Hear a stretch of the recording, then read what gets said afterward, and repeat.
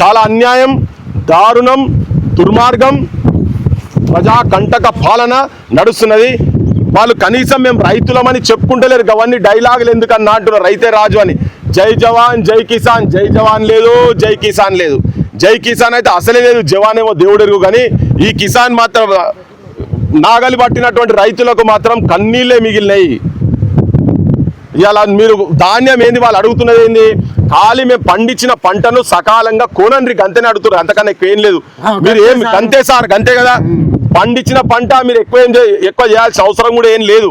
కానీ అలా ఇప్పుడు 30% అంటే ఇప్పుడు ఇంకా 15 రోజులు అయితే మళ్ళీ కాలం వస్తుంది. ఇప్పటికే దున్నుడు కొద్ది రోజులు అయితే స్టార్ట్ అవుతుంది, వర్షాలు పడతాయి. గడియ గండం, కుక్కలకు కావాలుండాలనా, కోతులకు కావాలుండాలనా, మనుషులకు కావాలుండాలనా, గాలి దుమారం కావాలుండాలనా, ఏమైతుందో తెలియదు. తాడుపత్రిలు వాడు ఇచ్చేది కాదు, కిరాయి ఇస్తే అట్లా 1000 రూపాయలు అట్లా నాశనం అవుతున్నది. ఈడ కాంటా జరగలేదు, కాంటా అయిన తర్వాత ఆడికి పోతే మళ్ళీ ఇక్కడికి అక్కడ కూడా తేడా ఉన్నది. దోపిడి మిల్లర్ల కాడికి వెళ్ళి